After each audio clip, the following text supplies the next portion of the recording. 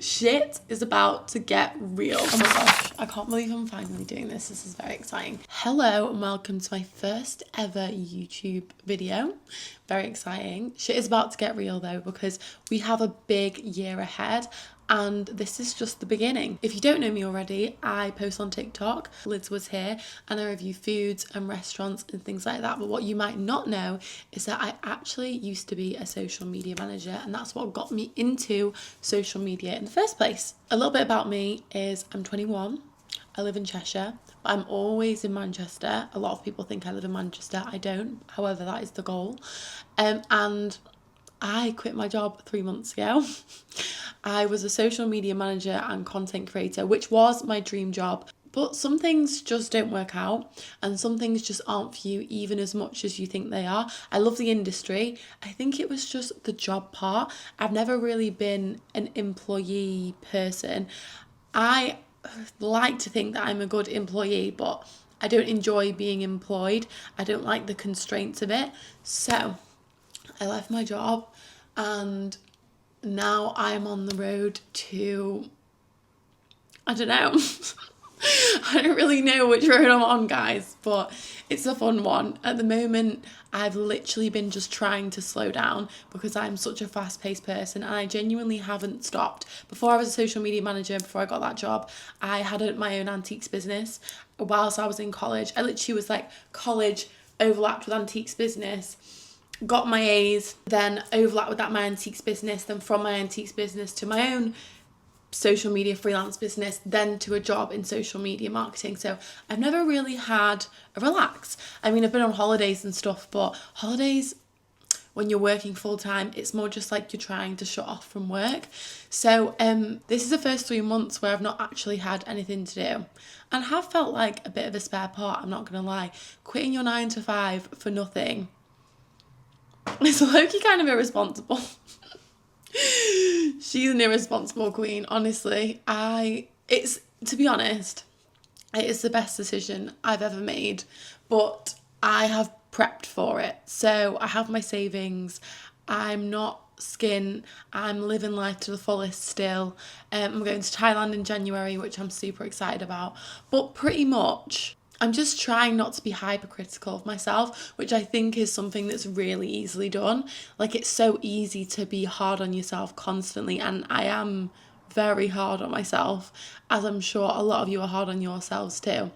And I'm constantly comparing myself to the better version of me. Like, I have these goals and I'm very strict on myself. So trying to slow down and just be unemployed and just go on a walk, and that's all you do in one day, or bake or read.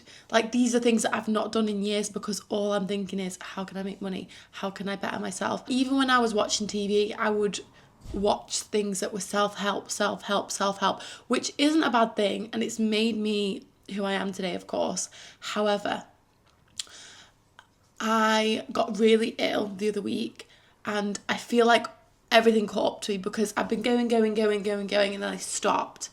And honestly, I've never been so ill since the first time that I got COVID. I don't know if it was COVID. There is like another round of COVID going on. When I came round, I was like, I need to relax. Like, I need to just actually stop, because I'd quit my job, but I was still trying TikTok live. I was still worrying so much about my next business. Like, I wasn't slowing down.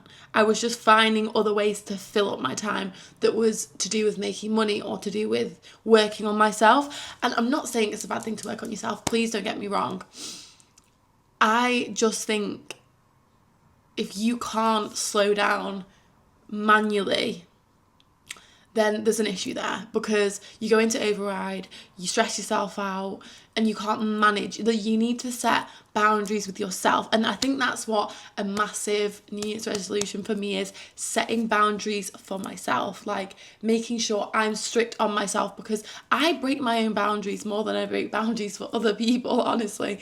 Like, I'm so strict with like how people treat me and the boundaries I set for others. But then with me, I'm like, no, I'll just be mean to myself. I'll just make myself do something I really don't want to do. I'll just be really, really hard on myself. Like, and I feel like that's a lot. That's the thing that a lot of people do and they don't realise. Like, they set boundaries and they have all these clear rules for everybody else in their life. But then when it comes to them, like, they're not keeping track of their mental state. They're not making sure they look after themselves. So if you're like that, what I did was, this really, really helped me. So I was talking to my boyfriend actually, and I was like, it's just not looking good. Like, I feel like shit. My mental health is down the drain. Because it wasn't like my mental health was good. It wasn't like I was nurturing my mental health. But when you have nothing to distract yourself, like working really hard and being busy all the time, when you have nothing to distract yourself and you almost like don't have a purpose, it's almost like you just feel useless. And that is probably my worst fear, being useless. So I was like, I need to write a list of everything that I like to do, which doesn't make me money and it doesn't benefit other people. It's benefiting me. It's nurturing me. So it's not something that I would particularly be like, oh yeah, I'd love to do this because it's going to better myself. It's, I would love to do this because it's something just for me, you know, just to show myself that I love myself. So I wrote a list, and on it was baking, reading, blah, blah, blah, blah. So I decided fiction books. So I got into a series called A Court of Thorns and Roses. Now, if you haven't read that series, don't judge a book by its cover. Honestly, it's got a reputation. I'm not going to lie. It's got a reputation of being raunchy and like dead out there. If you've read Colleen Hoover and you think that that's mid, this is Colleen Hoover. This is A Court of Thorns and Roses. Like, it is so not as crazy as people make it out.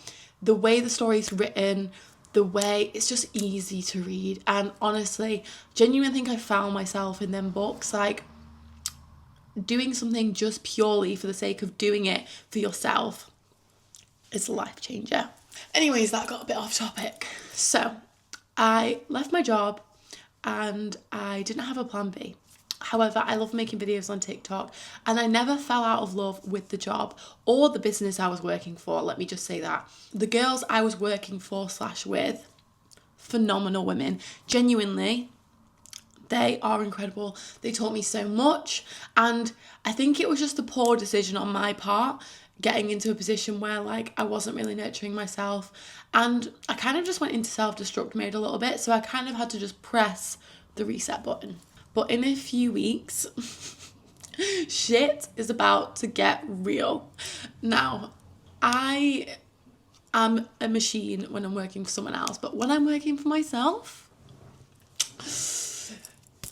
yeah, I just won't stop. I really won't. Like, I just love, not, you know what, I think I'm lucky. Like, I am lucky. I'm lucky that I found something that I love, and I'm lucky that the thing I love, you can do it yourself. Social media marketing and management and content creation, you can do that yourself. Do you know what I mean? You don't need a massive startup. You don't need a bunch of cash to start up. You don't really need crazy equipment. I mean, I'm going to be getting drones and all that stuff. But like, obviously, like I said, I have my savings. So I'm excited. I'm so excited for this. But I wanted to start YouTube because I love TikTok and I love Instagram and I love Facebook, but I wanted to start YouTube because I can talk on here.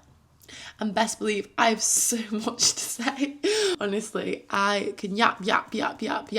But mainly because, like, if you're someone who's stuck in a 9-to-5 job and you feel like, fuck, like, I love this job, but it's not serving me or pushing me to my full ability.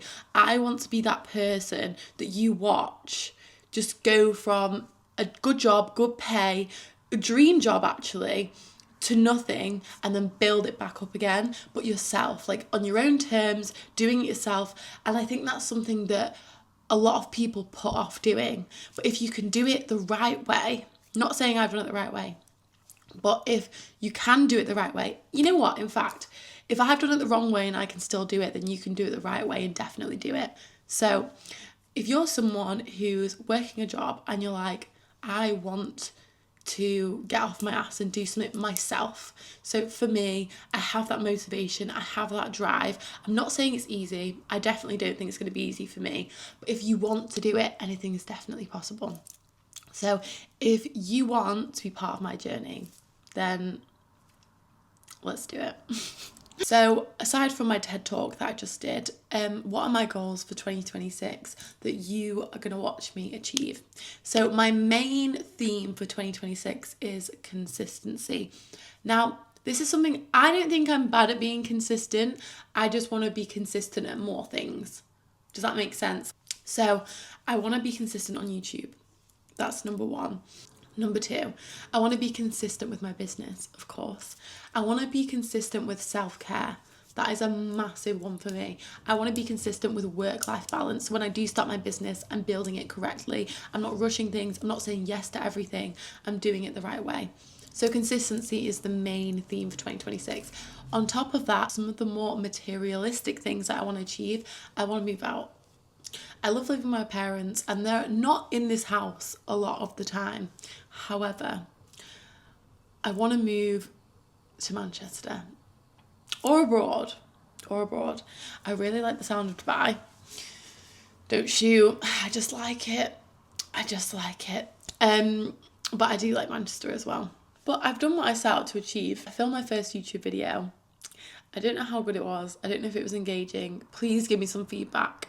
And also, if anybody knows any creators that have done a similar thing to this, let me know, because I need to watch their videos and have a little look at some inspo for me.